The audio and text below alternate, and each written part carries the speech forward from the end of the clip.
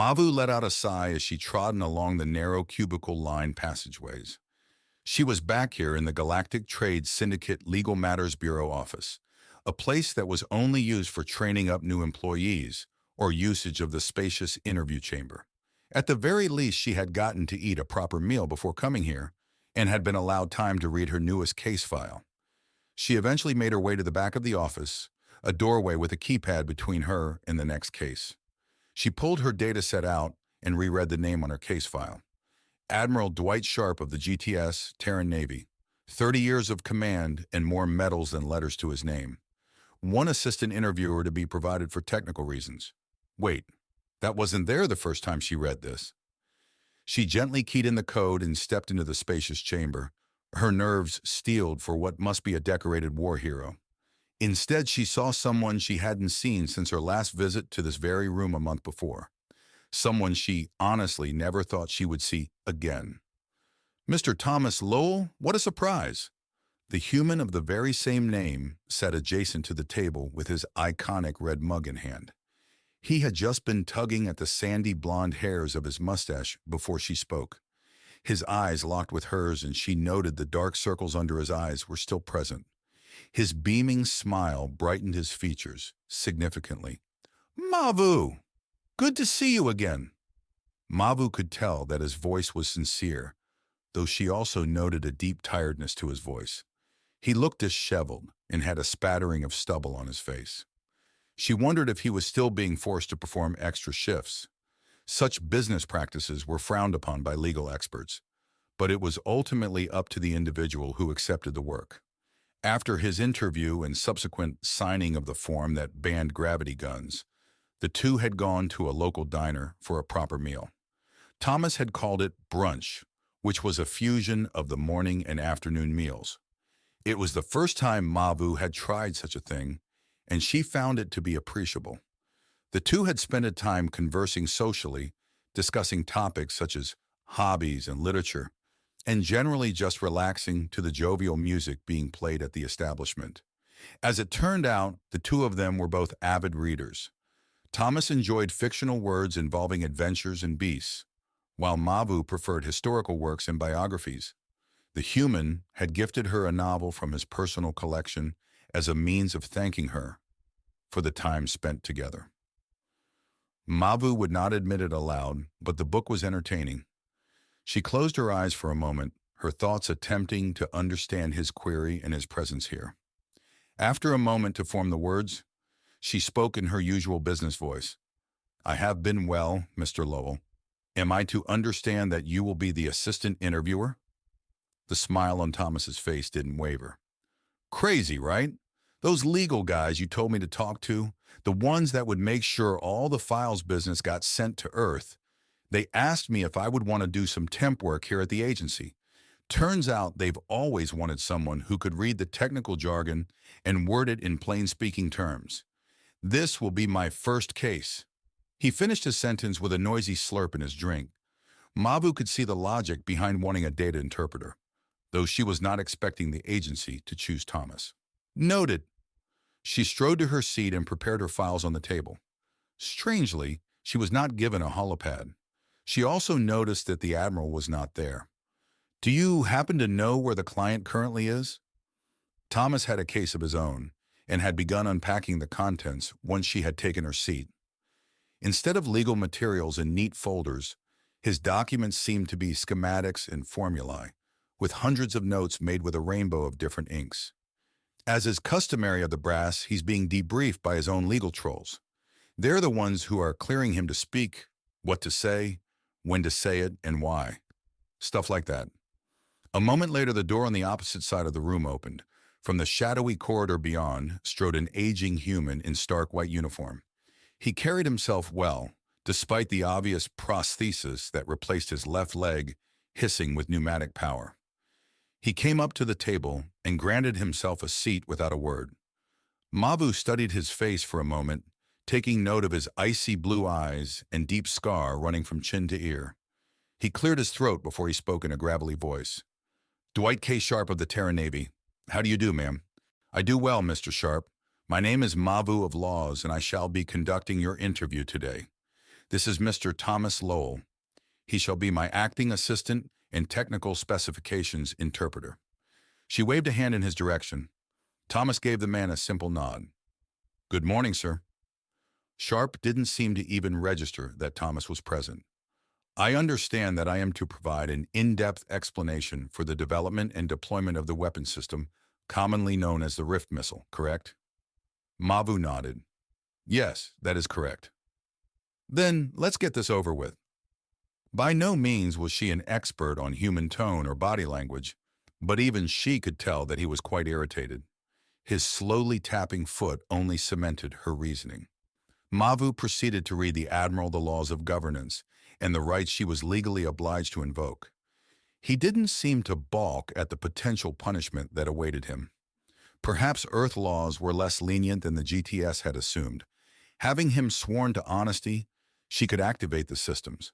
As she had always done, she turned to face the wall housing the main computer system and ordered, "Beginning interview, start recording." Cameras and microphones revealed themselves across the room, primed to observe and record. She had been told of the actual capabilities of the interview chamber by her superiors. Every kind of analysis module, an array of containment and security countermeasures, a psionic suppression field, even a deployable sentry droid. These measures existed to ensure two things would never occur in this room: lies or hostilities. Not that she thought they would ever come into play, they just gave her peace of mind to speak freely. The first folder before her held a script she was to use, and a few documents signed by the Admiral himself to compare his words. "Admiral Sharp, it was by your own request that the Rift missile's weapons were developed, and by your own technical specifications they were designed. Explain the circumstances that led you to request these weapons." The weary man across the table brought his hands together atop the table with an audible clap, his words following the echo of the impact. "The slaughter on Orcsini. 11 years ago, there was a hostage situation in a Zalmat embassy on Orcsini conducted by the notorious Void Pillagers. Both the Zalmat and the Orcsinians were our allies, so the Terran Navy was dispatched to try and gain superiority of the upper atmosphere so the Marines could land and do their work. We underestimated them. I underestimated them. I thought we could simply blast them to hell and shoulder our way in.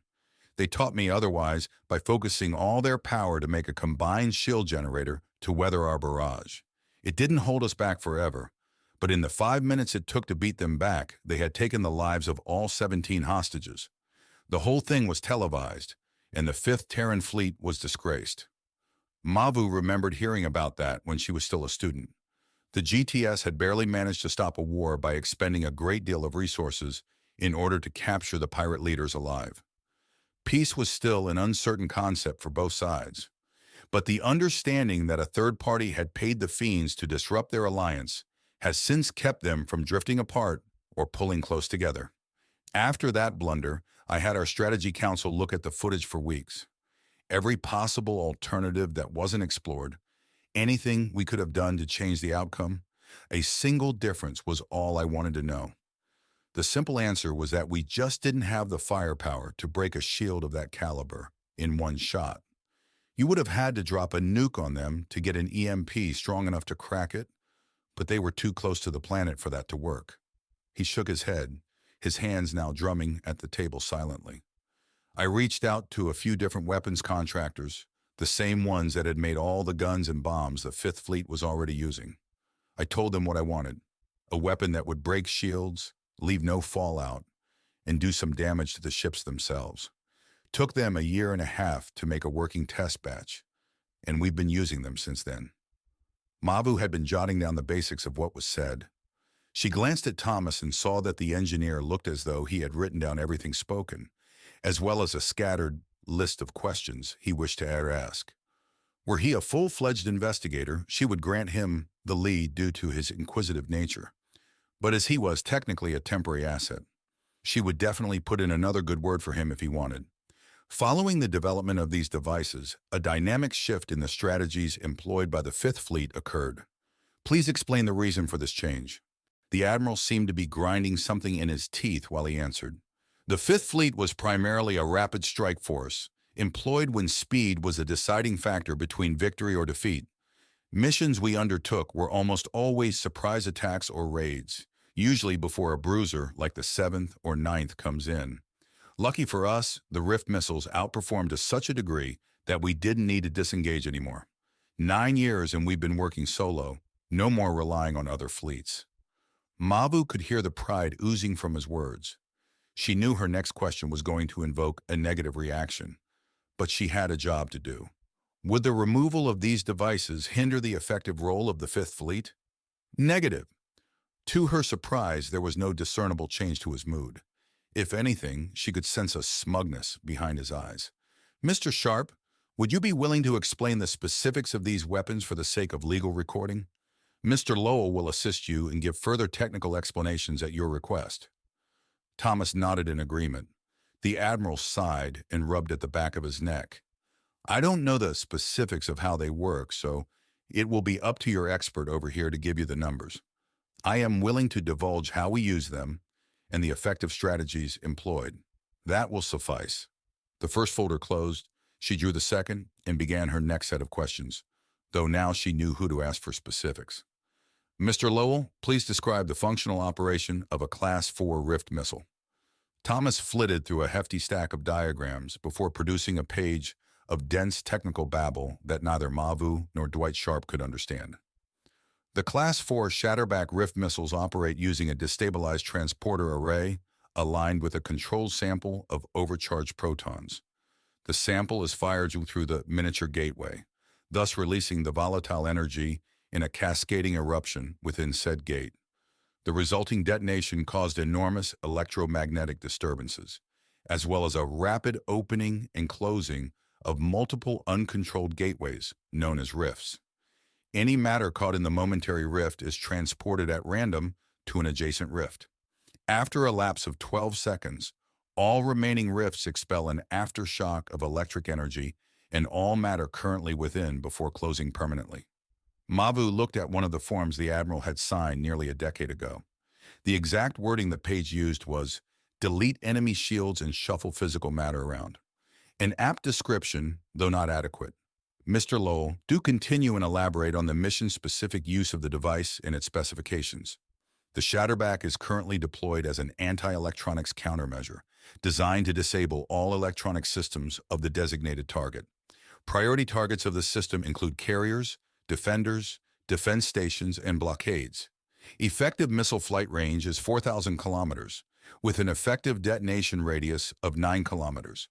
Each missile weighs an approximate of 4 tons and can reach a maximum speed of 48,000 kilometers per h with an average flight time of 6 minutes.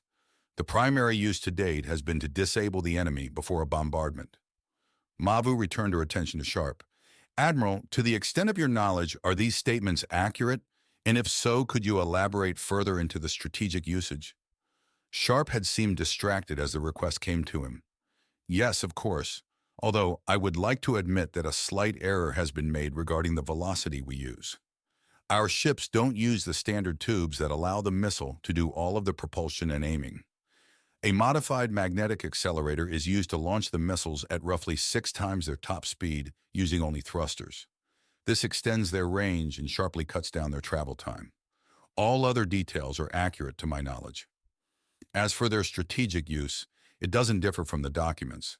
We would lock onto the enemy ships from out of sensor range, employ a formation-wide skip jump, and fire the missiles as part of our opening volley. The effect was a complete shutdown of enemy systems, which would allow our gunners time to thoroughly destroy any weapon systems and propulsion.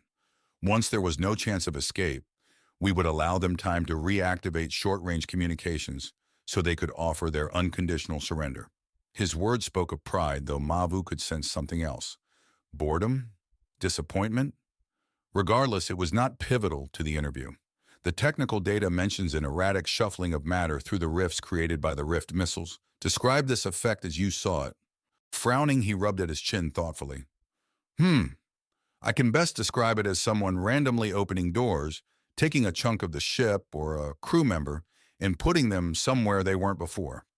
Very rarely did any of these doors cause any major damage. The report probably doesn't mention it, but the rifts were a non-hazard to stationary targets, and a vast majority of our missions were against immobile targets, such as defensive formations. The few times we have used them on moving targets were where I saw the rifts do some frightening work. The faster your target is moving, the more matter is being pushed through the doors. I once saw a frigate have a section of its belly armor peeled off, only to have the matching door turn it into a skewer from within the crew quarters. In some cases, the doors would open a hole from a bow to stern, venting the entire atmosphere and crew. Critical systems sometimes get hit, and there isn't much you can do when a hole as big around as a table suddenly puts your main reactor core outside the ship. Mavu could imagine what that must have looked like. There were very few things that had a strong enough atomic bond to resist the energies used by teleportation, and starship plating was not one of them. What would happen if matter was being fed into both doors simultaneously? Was it possible to survive falling through one of these doors, even if you were still on board the ship? Her imagination scarcely wandered this far, and she had half a mind to entertain it. That line of thought could wait until after work. Fortunately, her next scripted question led away from the topic of portals. Reports from the GTS Naval Supplies Office state that the Fifth Fleet is the only fleet with access to these devices. Why is that? He shrugged. I don't like to share. I commissioned them, so I ought to be the one to use them. Simple as that. A frown came across Mavu's face. She had heard that humans were oddly possessive of things they prized. Quick to regain her composure, she pressed on. Am I to conclude that it is by your orders that the production rights were given to you alone? That is correct. Unless I am ordered to relinquish those rights, I am the only admiral that may request their creation. Mavu already knew as much. This situation had many similarities to the gravity gun case, both being highly irregular in the sense that the person interviewed was also the one who had the authority to sign away the production rights. She hoped that this wasn't something that would become common. Just then, Mavu's datapad rang. This was odd for two reasons. Firstly, because her pad was a work-only communicator. Second, because it was her department director on the other end. I must excuse myself. My superiors request verbal communication, which I cannot refuse.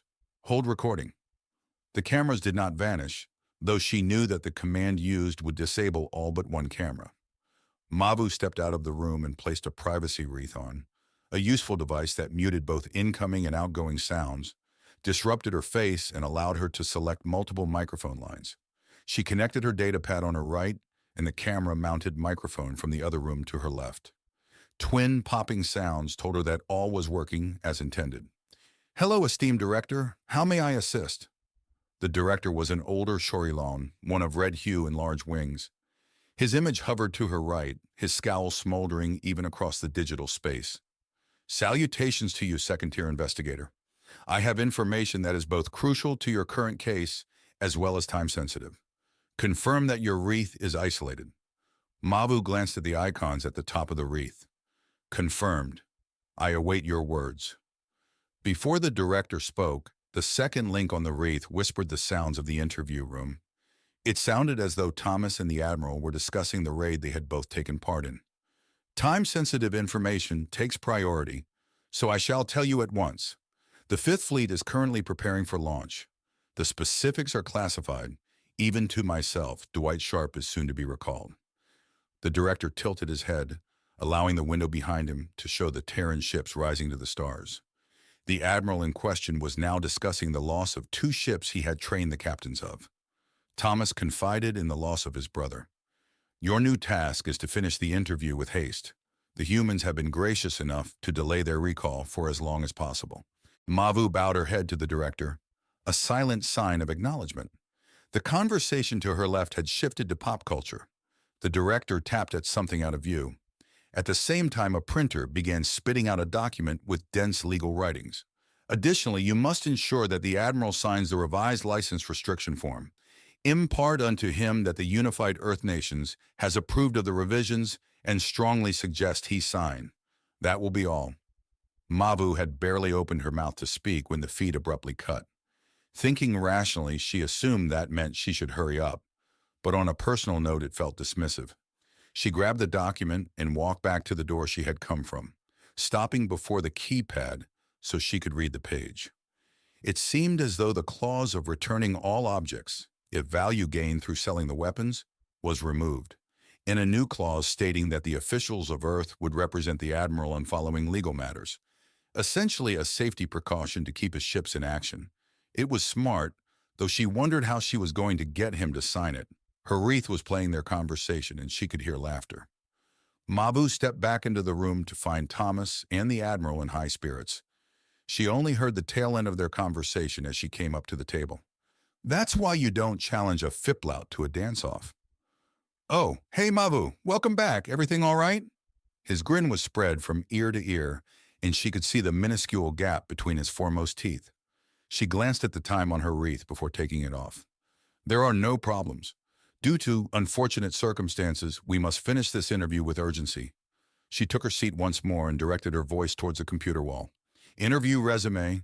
I shall keep this as brief as possible, as per my orders. Can you give an approximation on the number of these weapons still in U-Fleet's possession?" The question made the man's brow furrow. Let me think. Each ship carries at most 10 missiles, excluding assault ships. 800 minus 15%. The Admiral mumbled these last words. Thomas was the one to answer for him. "By those numbers, and given that you haven't resupplied them since 3 months ago, I would guess close to 6,000. Does that sound right?" "Yes, actually it does. My apologies, I usually leave the munitions request to our fleet AI." Mavu creaked, her approximation of clearing her throat, to bring them back to the questions. "Admiral, do you know why there is a pending ban on the use of these devices?" The Admiral cocked an eyebrow. "I don't know the specifics, but the key words used in my brief were accidental debris discharge, so I am wholly out of the know." The third folder was opened, revealing multiple images of destroyed transporter arrays and damaged buildings. For the past 7 years, seemingly random incidents of malfunctioning transporter arrays have occurred, resulting in a non-insignificant amount of damage. For the longest time, it was assumed to be an error in the teleporter network. That was until we found some interesting objects in our investigation. A picture she showed depicted a chunk of starship armor, upon which the Sagittarian mercenaries emblem was mostly intact, embedded into the wall of a warehouse. The next picture was of a section of wall that had been blasted apart, the formerly vessel-mounted cannon responsible lying nearby. A third picture showed a hazard containment site with a still-glowing fusion battery lying on the stairs of a transport station. The last picture was of a reptilian biped seated in a medical ward, both legs having been replaced at the knee with cybernetic limbs. The pictured individual, a Tusliok by the name of Rixtro, is currently the only known organism to pass into an uncontrolled portal and emerge alive. He had been stationed on a defense station that had been taken by anti-syndicate separatists. By his account, the station power went out and a rift opened in his cell. He assumed it was a rescue effort and leapt in. He arrived most of the way across the galaxy in a receiving bay on Tamao. The Admiral squinted at the images, his eyes studying the contents meticulously. I had been told that such things were impossible.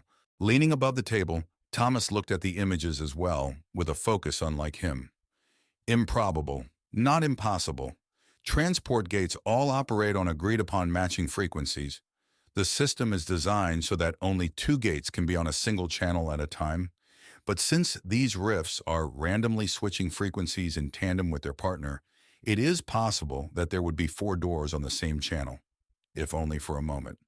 The odds of it happening are small, even smaller still taking into account that the doors are only open for a few seconds at most.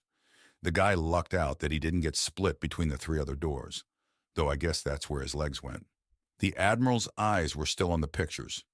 He remained silent as his interviewer resumed. Per legal constraints, these weapons fall into both civilian hazard laws and transported objects interception laws.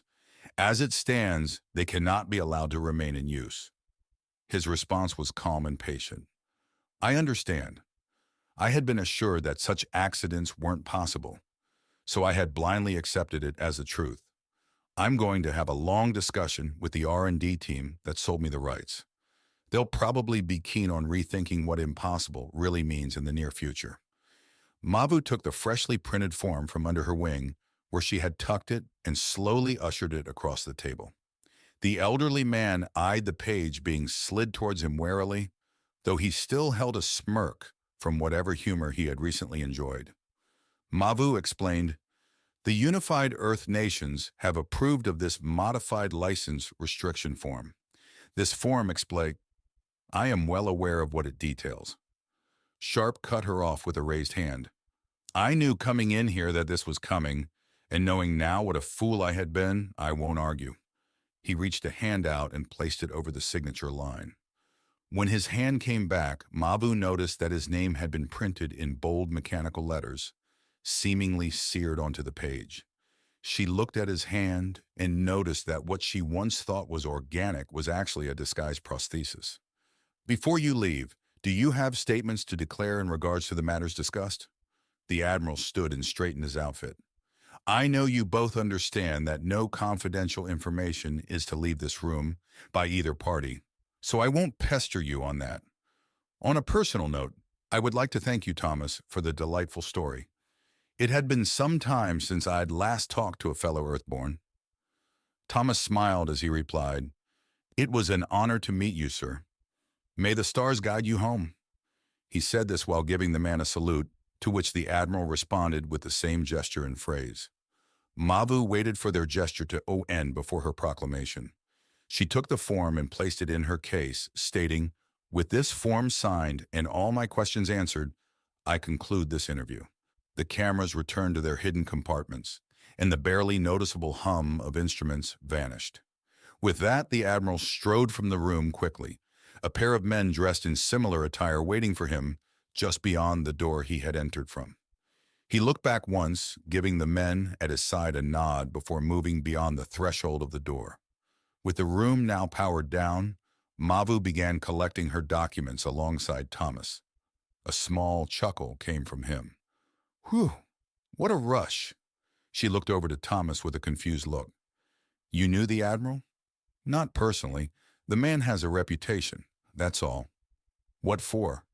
She asked this with a click from her case.